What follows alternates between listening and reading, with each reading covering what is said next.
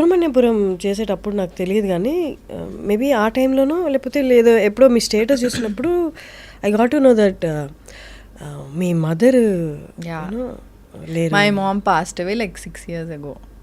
Yeah it was very sudden. అంటే అసలు expect కూడా చేయలేదు. అంటే అందరికీ ఒకటి ఏముంటుందంటే ఫ్యామిలీ అనేది పర్మనెంట్ అన్నట్టు అనిపిస్తుంది మనకి. లైక్ చిన్నప్పటి నుంచి చూస్తూ ఉంటాం వీళ్ళకేమవుతుంది వీళ్ళంతా పర్మనెంట్ అన్నది ఇది ఉంటాం. సో యాక్చువల్లీ అంటే my mom passed away because of cardiac arrest అనమాట. సో సడన్గా అంటే తనకి she was a diabetic patient అనమాట. సో తనకి చెకప్ అన్నీ చేపిస్తున్నప్పుడు సడన్గా తెలిసింది దట్ తన హార్ట్ బీట్ చాలా లో ఉంది అని చెప్పిన తర్వాత యాంజియోగ్రామ్ అన్నీ చేపిస్తే డాక్టర్ పిలిచి చెప్పారు. నాకు మా సిస్టర్కి ఏం చెప్పారంటే ఒక 1 year అంతే అని చెప్పారు. లైక్ ఏంటి సినిమాలలో మాట్లాడుతున్నారేంటి డాక్టర్ అని లిటరలీ నా మైండ్లో ఇదే ఉండే. ఎందుకంటే యూజువల్లీ సినిమాల్లో జరుగుతుంది వచ్చి 1 year ఉంటారు మీ మమ్మీ అంటే నో అంటే నేను యాక్సెప్ట్ చేయలేకపోయింది మెంటలీ. ఐ వాజ్ లైక్ హెచ్చి ఇదంతా ఏముంటుంది అట్లే ఉండదు మమ్మీకి ఏమవుతుంది లైక్ అది ఎప్పుడు ఉండేది కాదు నాకు.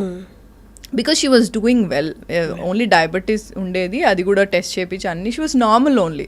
సో సడన్గా అయినా ఇట్లా హార్ట్ బీట్ తక్కువ ఉంది ఇట్లా 1 year మ్యాక్స్ ఇది అంటే అది కూడా సడన్గా లైక్ ఇన్ 2 days యాంజియోగ్రామ్ చేయించమన్నారు. వెంటనే బయటకు పిలిచి చెప్తే హౌ వాజ్ ఇట్ పాసిబుల్ అనుకొని సెకండ్ ఒపీనియన్కి వేరే డాక్టర్ కూడా తీసుకెళ్ళాము. పేస్ మేకర్ పెట్టిద్దామన్నాం అన్నీ అన్నా కానీ వద్దు వాటర్ తక్కువ తాగండి అన్నారు. So I don't understand like ఇంత 1 year అంటే 1 yearలోనే అయిపోతుందని నేను ఎక్స్పెక్ట్ చేయలే. So we were taking care of her everything. She was normal only. Even జరిగిన రోజు కూడా she was just feeling little అంటే మమ్మీని అప్పుడే నేను యోగా అన్ని స్టార్ట్ చేయించాను అనమాట. సో ఒక యోగా అని యోగా కదా అది some Art of Living something was there. So I asked to go to that క్లాసెస్కి వెళ్ళమన్నా. So she was actually enjoying it. మా మమ్మీకి ఇట్లా జనాలు అందరితో కలిసి ఇట్లా మాట్లాడడము జోక్లు వేసుకుంటూ ఉండడం she was very hyper. Exact opposite నేను అనమాట అసలు. సో తనకు చాలా నచ్చింది, అంతా బాగుండింది.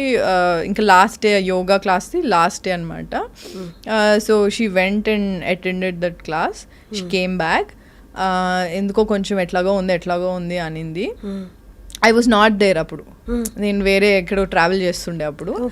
సో అయితే ఏమైంది డాడీ నాకు కాల్ చేసి చెప్పారు ఇట్లా ఎట్లనో ఉంది అదే అంటేనేమో సరే డాడీ మమ్మీకి నాకు కాల్ చేయించండి అని చెప్పా. అంతే I was travelling and all. So night 1:30 ఆ టైంకి షీ పాస్డ్ అవే. అంటే పాస్డ్ అవే ఇన్ సెన్స్ అన్ఈజీగా ఉందంటే హాస్పిటల్ తీసుకెళ్తే కార్లోనే షీ పాస్డ్ అవే. మా చెల్లి ఉండింది అప్పుడు. సో నేను ఎప్పుడు అదేంటి నా ఫోన్ రింగింగ్లోనే పెడతా ఎప్పుడు. ఆ రోజు ఒక్కరోజు సైలెంట్లో పెట్టా. సో నాకు తెలియలేదు. నేను మధ్యాహ్నం మార్నింగ్ లేసేసరికి సమ్ 100 missed calls ఉండే. అసలు నాకు అంటే ఐ డోంట్ నో అంటే like literally I was in shock. అంటే ఇట్లా ఫుల్గా ఏడ్చి అప్పుడే వచ్చాను return. I was in shock. అది లైక్ అంటే అట్లా అంటే నేను అప్పుడు ఆ హడావిడిలో పడిపోయాను కూడా కింద. అంటే నీకు అప్పుడు ఏం పెయిన్ కూడా ఏం తెలియదు. So I went to the hospital. I seen my mom. మార్చురీలో పెడతారు కదా. నేను మమ్మీ ఇంత చలిలో ఎట్లా ఉంటుంది నాకు. మా మమ్మీకి చలి అసలు పడదు. ఎట్లా అంటే నీకు అసలు సింక్ అవ్వలేదు. It was very sudden. అంటే అసలు నేను అస్సలు ఎక్స్పెక్ట్ చేయలేదు. ఇంకోటి డయాబెటీస్ ఉంటే ఏమవుతుంది అంటే నీకు పెయిన్ తెలీదు. సో వాళ్ళకి హార్ట్ అటాక్ వచ్చినా సరే నీకు పెయిన్ వాళ్ళకి అర్థం కాదు. డయాబెటీస్ పేషెంట్కి అది ఉంటుంది, వాళ్ళకి పెయిన్ తెలీదు బేసికలీ. సో మమ్మీకి ప్రాబ్లీ పెయిన్ వచ్చి ఉంటుంది. సో దానికి ఎలా అనీజీ ఉందని అనింది. ఇట్లా నాకు చెస్ట్ పెయిన్ వస్తుంది కార్డియాక్ అరెస్ట్ లాగా ఉంది అని ఏం నాకు తెలియలేదు. So that was like a shocker to me. And వెళ్ళిన తర్వాత అదే ఒక 1 day ఫుల్ ఏడ్చాను, అంత అయింది. మా నాయనమ్మ వాళ్ళ ఇంటికి తీసుకెళ్లారు. నెక్స్ట్ డే ఐస్ బాక్స్ అవన్నీ అరేంజ్మెంట్స్ చేసి మా అక్క she has to come from London అనమాట. సో ముగ్గురు సిస్టర్స్ మేము, నేను మిడిల్ అనమాట. సో అక్క రావాలని చెప్పి వెయిట్ చేపిస్తే ఇంకా మా డాడీ షాక్లో ఉండిపోయారు. అంటే he was not able to talk also. He was like అట్లా అంటే మా మమ్మీ డాడీ లవ్ మ్యారేజ్ కాదు, but still they very close to each other. They love each other a lot. And I think 25 years అనుకుంటా అప్పటికి వాళ్ళు కలిసి ఉండి పెళ్ళయ్యి. My dad was like ఎట్లా అవుతుంది అట్లా 25 years ఇదే అంటున్నారు. సో నేను ఇంకా he was not able to process obviously కదా.